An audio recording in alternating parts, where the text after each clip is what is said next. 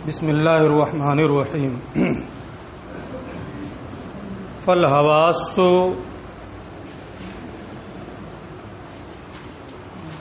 جمع حاسہ بمعنی القوت الحاسہ. اسباب علم تین ہیں: حواس سلیمہ، خبر صادق، عقل. اب ایک ایک کر کے ان تینوں کی یہاں سے علامہ تفتازانی علیہ الرحمہ ماتن کے ساتھ مل کر کے تفصیل پیش کر رہے ہیں. پہلی چیز تھی حاسہ. انہوں نے کہا فالحواس، لہذا حواس خمسن، پانچ ہیں. حواس یہ حاسہ کی جمع ہے قوت حاسہ کے معنی میں.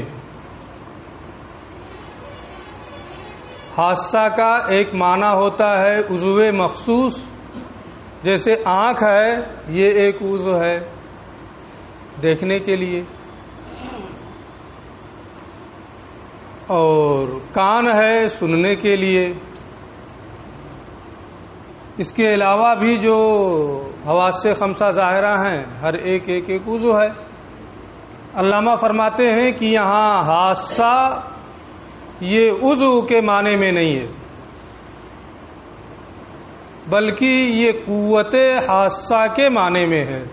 یعنی اس عضو میں اللہ عز و جل نے جو قوت رکھی ہے، جس قوت کی بنیاد پر بقدر طاقت بشری اشیاء کا ادراک ہوتا ہے، اسی کو حاسہ کہا جائے گا. اسی لیے انہوں نے بمعنی الحاسہ یا کوئی اس کا معنی نہ بیان کریں جس سے عضو سمجھا جائے، ایسا نہیں کیا، بلکہ اس کا ایک معنی جو ہے وہ بتا دیا کہ یہاں حواس یہ قوت حاسہ کے معنی میں ہے، اس قوت کے معنی میں ہے جو اعضاء میں ہے اور جن کے ذریعے سے انسانی طاقت کے مطابق اشیاء کا ادراک ہوتا ہے. خمسن یہ پانچ ہیں. اس معنی کر کے نہیں کہ عقل انہی پانچ میں ان کے انحصار کا تقاضا کرتی ہے، یعنی عقلی طور پر حواس پانچ ہیں ایسا نہیں ہے، بلکہ بداہتاً عقل جس چیز کا فیصلہ کرتی ہے اس کی بنیاد پر یہ کہا جاتا ہے کہ حواس جو ہیں وہ پانچ ہیں.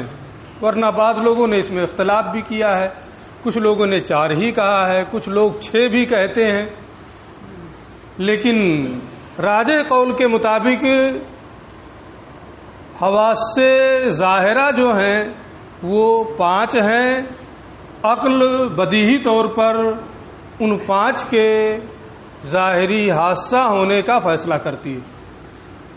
بمعنی ان العقل حاکم بالضرورہ بوجودها، اس معنی کر کے کہ عقل بالبداہت ان حواس کے پائے جانے کا، ان 5 حواس کے پائے جانے کا فیصلہ کرتی ہے.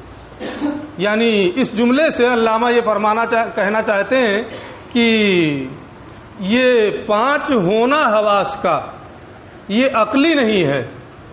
اگر کہیں سے کوئی کمی بیشی کوئی کہہ رہا ہے، ٹھیک ہے، آپ کی بات بھی صحیح ہو سکتی ہے. تو وَأَمَّا الْحَوَاسُ الْبَاطِنَةُ، رہے حواس سے باطنہ جن کا بیان کل ہوا ہے، حصے مشترک ہے، خیال ہے، وہم ہے، حافظہ ہے، متصرفہ ہے. التی تثبتها الفلاسفہ، جسے فلاسفہ ثابت مانتے ہیں، ثابت کرتے ہیں کہ 5 حواس یہ بھی ہیں، ان کے ذریعے سے فلاں فلاں چیزوں کا ادراک ہوتا ہے. کبھی شے جب تک سامنے ہو اس کو سمجھا جاتا ہے، پھر جب غائب ہو جائے دیکھا جائے تو پھر یاد آتا ہے، یہ خیال ہے وغیرہ ذالک. حواس سے باطنہ جس کا فلاسفہ اس بات کرتے ہیں، فلا تتم، یہ دعویٰ بہت بڑا دعویٰ ہے اور اچھی بات ہے. یہ فرماتے ہیں فلا تتم دلائلها علی الاصول الاسلامیہ، حواس خمسہ باطنہ کے پائے جانے پر جو دلیلیں فلاسفہ پیش کرتے ہیں وہ دلیلیں ہمیں مسلم نہیں ہیں، وہ دلیلیں تام نہیں ہیں. اس بنیاد پر حواس خمسہ باطنہ کو ہم تسلیم نہیں کرتے. اب تک تو بہت پڑھے ہیں حواس خمسہ باطنہ، ہے نا، کئی کتابوں میں پڑھا ہوگا منطق کے. اب یہاں یہ آ گیا کہ ہم اس کو ثابت نہیں مانتے ہیں، تو اس کی تھوڑی سی تفصیل. حواس باطنہ جس کو فلاسفہ جس کا اس بات کرتے ہیں، اس کے دلائل اسلامی اصول پر تام نہیں ہیں، یعنی ہمیں وہ دلائل تسلیم نہیں ہیں. آپ یہ ذہن میں رکھیں کہ جن دلائل کی بنیاد پر وہ حواس خمسہ باطنہ کو ثابت مانتے ہیں، ان دلائل کی بنیاد پر وہ تام نہیں.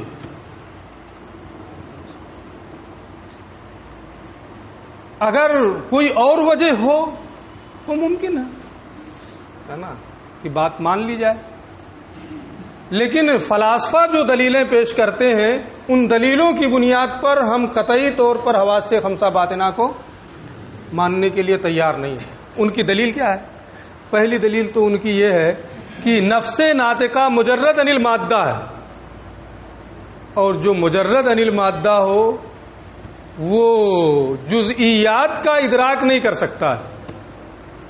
ادراک جزئیات کے لیے حس کا واسطہ چاہیے. تو نفس ناطقہ یہ مجرد عن المادہ ہے. انسان کی جو نفس ناطقہ ہے وہ مجرد عن المادہ ہے. جو بھی مجرد میں عن المادہ ہوگا وہ جزئیات کا ادراک نہیں کرے گا. ادراک جزئیات کے لیے حس کا واسطہ چاہیے. تو دیکھتے ہیں پتہ چل جاتا ہے نا، پھر وہ محفوظ رہتا ہے، پھر دیکھتے ہیں یاد رہتا ہے. یہ سب جزئیات ہیں. اگر اس کو حس نہ مانا جائے، حس مشترک کو، یہ کہا جائے کہ نفس ناطقہ عقل ہی ان تمام چیزوں کا ادراک کر رہی ہے، تو جزئیات کا ادراک کرنا لازم آئے گا، حالانکہ وہ مجرد عن المادہ ہے جو باطل ہے. جزئیات کا اس کا ادراک کرنا، یہ ان کی پہلی دلیل ہے.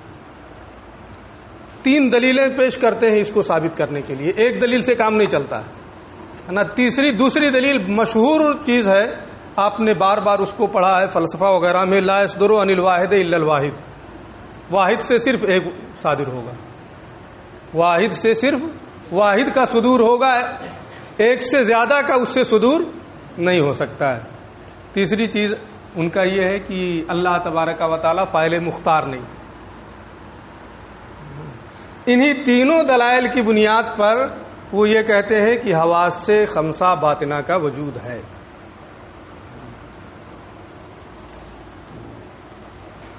ہم یہ کہتے ہیں کہ نفس ناطقہ کو آپ نے کیا کہا؟ مجرد عن المادہ ہے. کیوں مجرد عن المادہ ہے؟ وہ جسم ہے. ہم اس کو جسم ثابت کرتے ہیں، اور جب وہ جسم ہے تو جزئیات کا ادراک کرے گا، کوئی استحالہ لازم نہیں آئے گا. اور واحد سے واحد ہی کا صدور ہوگا، یہ تو سرے سے باطل ہے.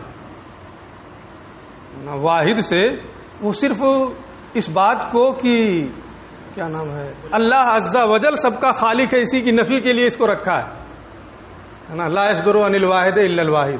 اللہ نے عقل اول کو پیدا کیا، عقل اول نے ثانی کو پیدا کیا، ثانی نے ثالث کو پیدا کیا، یہاں تک کہ عاشر کا وجود ہوا. پھر ان سب عاشر عقول عشر نے مل کر کے سارے نظام عالم کو پیدا کر دیا. معاذ اللہ، پڑھا نا. تو صرف یہ کہ پورے نظام عالم کو چلانے والے یہی عقول عشرہ ہیں. ہم کہتے ہیں کہ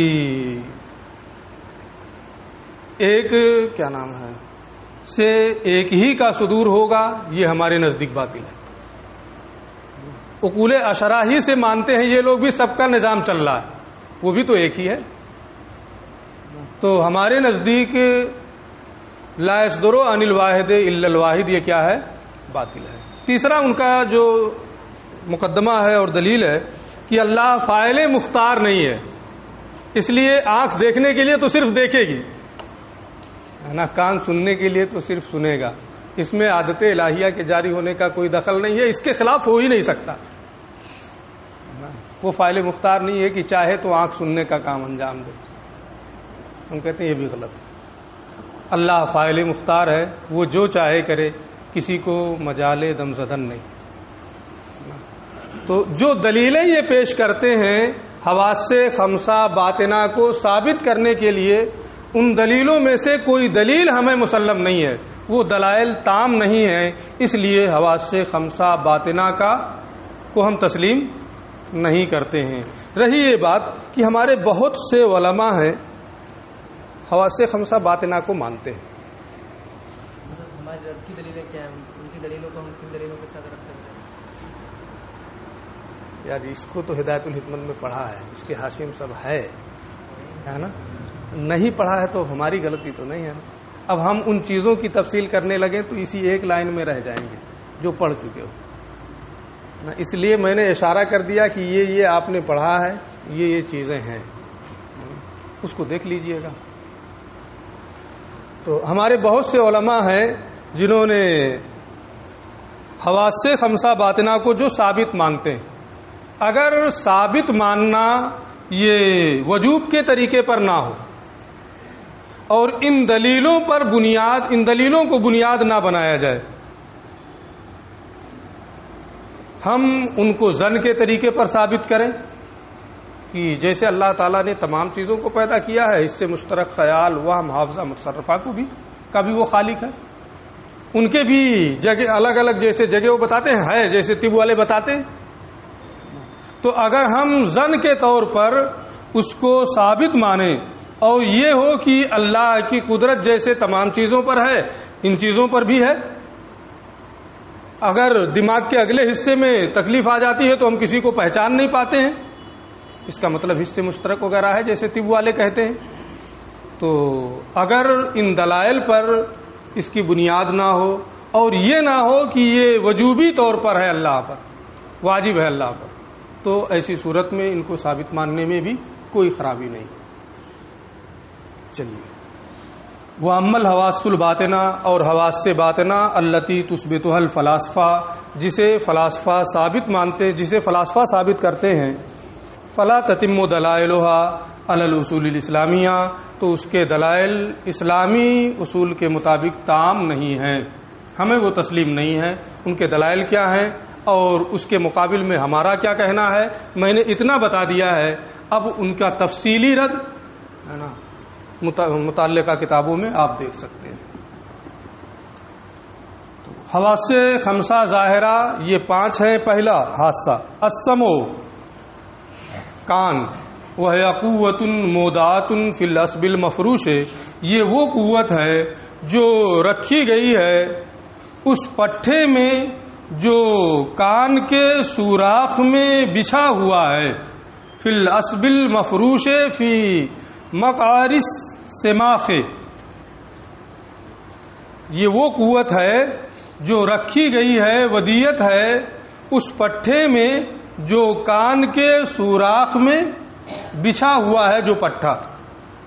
تدرک بہل اصوات، اس حادثے کے ذریعے سے آواز کا ادراک کیا جاتا ہے، بطریق وصول الہواء المتکیف بکیفیت الصوت الی السماخ،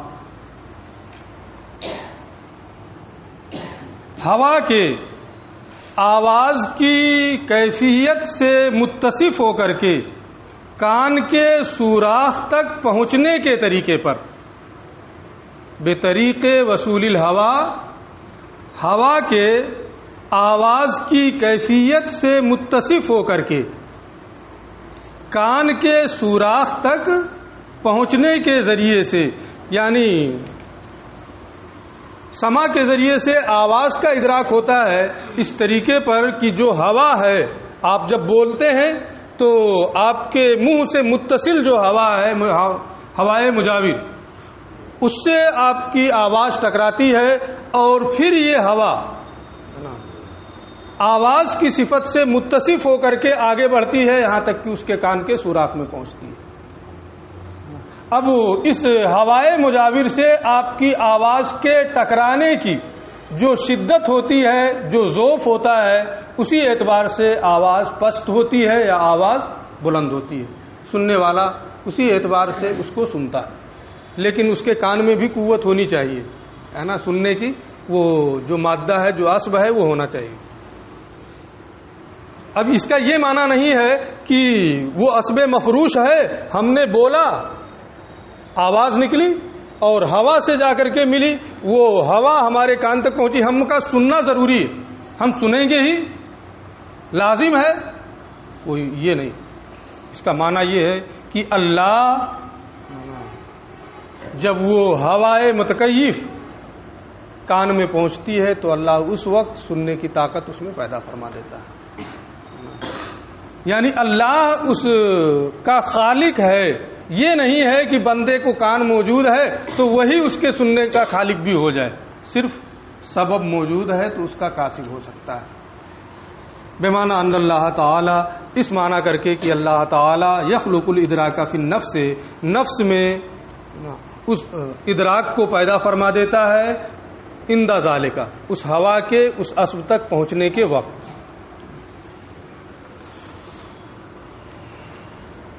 والبصر، دوسرا حادثہ بصر ہے، وہ ہے قوت مودعات فی الاسبتین المجوفتین. یہ وہ قوت ہے جو ودیت ہے، رکھی گئی ہے، بچھائی، اچھا، فی الاسبتین المجوفتین، ایسے دو پٹھوں میں جو جوف دار ہیں، اور پھر وہاں سے آگے بڑھ کر کے وہ آپس میں ملتے ہیں. ملنے کی کیفیت اس طرح سے ہوتی ہے، آ کر کے یہاں اس طرح سے ملتے ہیں، یہی ملتقا ہوتا ہے. اور پھر ملنے کے بعد وہ دو حصوں میں تقسیم ہو جاتے ہیں.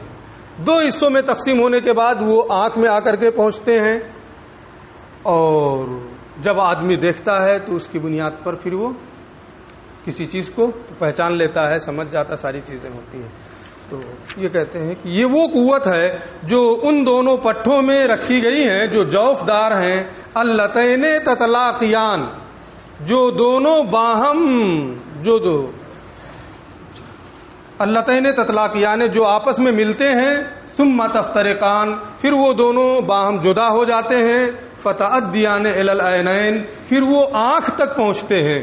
یعنی دماغ کے اگلے حصے سے، مقدمے دماغ سے دو جوف دار چیز، دو جوف کی صورت میں دو پٹھے وہاں سے نکلتے ہیں، ہے نا، دو خالی جگہیں ہیں، وہاں سے دو سلسلے چلتے ہیں، آگے چل کر کے وہ دونوں آپس میں مل جاتے ہیں. ملنے کے بعد پھر وہ ایک دوسرے سے جدا ہوتے ہیں. یہ نہیں کہ تقاتو، بعض لوگ تقاتو کے بھی قائل ہیں کہ وہاں سے چلے، ادھر والا ادھر آ گیا، ادھر والا ادھر چلا گیا، ہے نا. اس طریقے سے تقاتو کی صورت میں وہ ہوتے ہیں، اور تقاتو کر کے داہنے والا بائیں چلا جاتا ہے، بائیں والا داہنے چلا جاتا ہے. لیکن اکثر علماء کا قول یہ ہے کہ وہاں سے وہ دونوں نکلتے ہیں، نکلنے کے بعد دونوں کا التقاء ہوتا ہے، باہم ملتے ہیں. ملنے کے بعد پھر دونوں جدا ہو جاتے ہیں، یعنی داہنے والا داہنے، بائیں والا بائیں. ثم تفترقان، پھر وہ دونوں باہم جدا، پھر وہ دونوں جدا ہوتے ہیں. فتعدیان الی العینین، پھر وہ دونوں آنکھوں تک پہنچتے ہیں. تدرک بہل اضواء، جس کے ذریعے سے روشنی کا ادراک کیا جاتا ہے. الوان، رنگ کا ادراک کیا جاتا ہے. اشکال، حیت اور شکل کا ادراک کیا جاتا ہے. مقادیر، مقدار وغیرہ کا ادراک ہوتا ہے. حرکت، حسن اور قبح وغیرہ کا ادراک ہوتا ہے، وغیرہ ذالک. اور اس کے علاوہ اور بھی بہت ساری چیزیں ہیں جن کا حاسہ عین کے ذریعے سے ادراک ہوتا ہے. مما یخلق اللہ، پھر یہاں وہ چیز کہہ رہے ہیں کہ اس میں یہ نہیں ہے کہ آنکھ ہے تو دیکھیں گے ہی.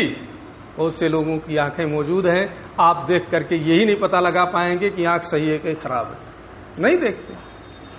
مما یخلق اللہ تعالی ادراکہ فی النفس عند استعمال العبد تلک القوہ، وہ تمام چیزیں جن کے ادراک کو نفس میں بندے کے اس قوت حاسہ یعنی عین کے استعمال کے وقت اللہ عز و جل پیدا فرما دیتا ہے. تو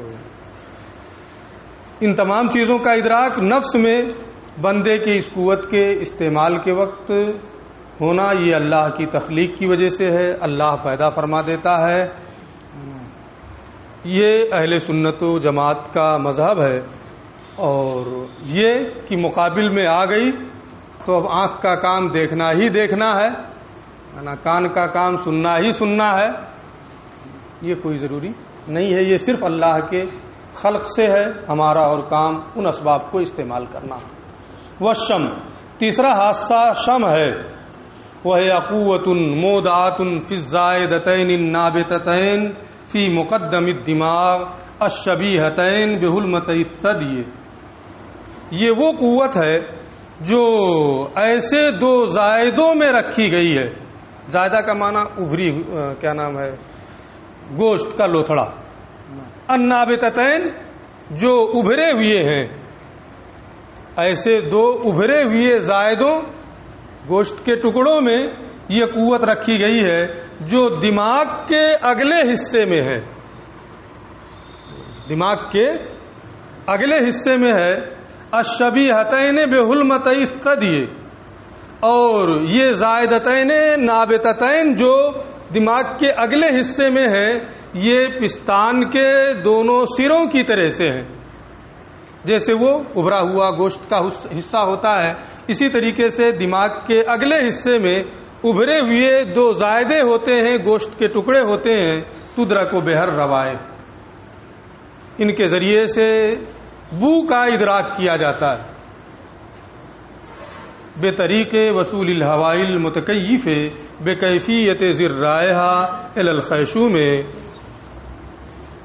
بودار کیفیت سے متصف ہو کر کے ہوا کے ناک کے بانسے تک پہنچنے کے ذریعے، یعنی جو ہوا ہے وہ ہوا بودار کیفیت سے اگر خوشبو ہے نا تو خوشبو سے، بدبو ہے تو بدبو سے، ہے نا، اور بو تو مطلق اس کو کہتے ہیں۔ تو خوشبو یا بدبو کسی بھی چیز سے بودار کیفیت سے متصف ہو کر کے ہوا ناک کے بانسے تک پہنچتی ہے، پھر اس کے بعد میں اللہ عز و جل کے خلق سے آدمی اس کے بدبودار ہونے یا خوشبودار ہونے کا ادراک کرتا ہے، اور اس کا کام صرف کسب ہے، اللہ عز و جل اس کو پیدا فرماتا ہے۔ والذوق، اور چوتھا حادثہ ذوق ہے، وہ قوت منبثۃ فی العصب المفروش علی جرم اللسان، یہ وہ قوت ہے جو پھیلی ہوئی ہے اس پٹھے میں جو جرم زبان پر بچھا ہوا ہے، باریک جھلی جرم زبان پر جو بچھی ہوئی ہے، اسی بچھی ہوئی جھلی، اسی بچھے ہوئے پٹھے کو ذوق کہتے ہیں، اسی کی قوت کا نام ذوق ہے۔ یدرک بحد طعوم، اس کے ذریعے سے ذائقے کا ادراک کیا جاتا ہے، بے مخالطت الرطوبۃ اللعابیہ التی فی الفم بالمطعوم، منہ میں موجود اس لعاب کی رطوبت کے مطعوم کے ساتھ ملنے، ووصولها الی العصب، اور اس پٹھے تک اس کے پہنچنے کے ذریعے سے، یعنی آپ کوئی چیز کھاتے ہیں، اس کو چباتے ہیں تو منہ میں ذائقے دار کوئی چیز پہنچتی ہے، آپ اس کو چباتے ہیں، پھر لعاب سے وہ چیز مل جاتی، تو منہ میں موجود لعابی رطوبت سے وہ ذائقے دار چیز ملتی ہے یہ چبانے کے بعد میں، اور پھر وہ اس پٹھے تک پہنچتی ہے جو ذائقے کا ادراک کرتا ہے، اور اس کے بعد میں اللہ عز و جل اس کے ذائقے کے ادراک کو خلق فرماتا، اس کا خلق فرماتا ہے، اسے پیدا فرماتا ہے، اور بندہ اس کا ادراک کر لیتا ہے کہ اس کا ذائقہ کیا ہے، میٹھا ہے، کڑوا ہے، کیا ہے۔ واللمس، پانچواں حادثہ لمس ہے، وہ قوت منبثۃ فی جمیع البدن، اور یہ وہ قوت ہے جو پورے بدن میں پھیلی ہوئی ہے، جسم کے کسی بھی حصے سے کوئی چیز ٹکرا جائے تو اس کے نرم ہونے یا سخت ہونے کا آپ فیصلہ کر لیتے. تو یہ وہ قوت ہے جو بدن کے پورے حصے میں پھیلی ہوئی ہے. تدرک و بہل حرارت، اس کے ذریعے سے حرارت کا ادراک ہوتا ہے، برودت کا ادراک ہوتا ہے، طری کا والرطوبت طری کا ادراک ہوتا ہے، والیبوست خشکی کا ادراک ہوتا ہے، کسی چیز کے ٹھوس ہونے اور نرم ہونے کا ادراک ہوتا ہے، ونحو ذالک، اور اس جیسی دوسری چیزیں. عند التماس والاتصال بھی، بدن کے ساتھ چھونے اور بدن سے متصل ہونے کے وقت بدن کے کسی بھی حصے سے چھونا پایا جائے یا ملنا پایا جائے، اس وقت حرارت، برودت، رطوبت کا ادراک ہوتا ہے. اللہ عز و جل اس کا خلق فرماتا ہے اور بندہ اس کے خلق کی بنیاد پر ان چیزوں کا ادراک کرتا ہے. اب یہ کہتے ہیں 5 حاسے کل ہیں، حواس خمسہ ظاہرہ. ان 5 حاسوں میں سے ہر ایک کو بتا دیا کہ کون کون ہے اور اس کی تعریف کیا ہے. وہ بکل حاسۃ منہا اے من الحواس الخمس، ان 5 حاسوں میں سے ہر ایک کے ذریعے توقف علی ما وضعت تلک الحاسۃ لہ، آگاہی ہوتی ہے ان چیزوں پر جس کے لیے اس حادثے کو بنایا گیا ہے. آنکھ کو دیکھنے کے لیے بنایا گیا ہے تو اس سے دیکھنے کا کام ہوتا ہے، کان کو سننے کے لیے بنایا گیا ہے، اس سے سننے کا کام ہوتا ہے. تو ان حواس خمسہ میں سے ہر ایک کے ذریعے سے اس چیز پر آگاہی ہوتی ہے جس کام کے لیے اس حادثے کی وضع ہوئی ہے، جس کام کے لیے اس حادثے کو بنایا گیا ہے. یعنی ان اللہ تعالی قد خلق کل من تلک الحواس لادراک اشیاء مخصوصہ، یعنی اللہ عز و جل نے ان حواس خمسہ میں سے ہر ایک کو مخصوص چیزوں کے ادراک کے لیے پیدا فرمایا. کان کو سننے کے لیے، آنکھ کو دیکھنے کے لیے، پورے بدن کو حرارت، یبوست وغیرہ معلوم کرنے کے لیے، منہ میں جو چیز موجود ہے اس کے ذریعے سے ذائقے وغیرہ کا ادراک کرنے کے لیے، شم کو سونگھنے کے لیے، کسمع للاصوات جیسے کان آواز کے لیے، والذوق للطعوم قوت ذائقہ جو ہے، قوت ذوق جو ہے یہ ذائقے کے لیے، والشم اور شم یہ روائح کے لیے، بو کے لیے. لا یدرک بہا ما یدرک بالحاسۃ الاخری، ان حواس کے ذریعے سے ادراک نہیں کیا جائے گا ان چیزوں کا جس کا ادراک دوسرے حادثے سے ہوتا ہے. یعنی آنکھ سننے کا کام دے، کان دیکھنے کا کام دے، ہے نا، ناک کسی چیز کی یبوست اور رطوبت وغیرہ کو معلوم کرنے کا کام دے، ایسا نہیں. عادت الہیہ یہی جاری ہے کہ اللہ عز و جل نے کان کو سننے کے لیے پیدا فرمایا، اس کے ذریعے سے سننے کا کام ہوتا ہے، آنکھ کو دیکھنے کے لیے پیدا فرمایا، اس کے ذریعے سے دیکھنے کا کام ہوتا ہے نا، وغیرہ ذالک. لیکن کیا اس کے برعکس بھی ہو سکتا ہے یا نہیں؟ گھنٹی لگ گئی ہے، برعکس ہو سکتا ہے کہ نہیں، اس کی تفصیل کر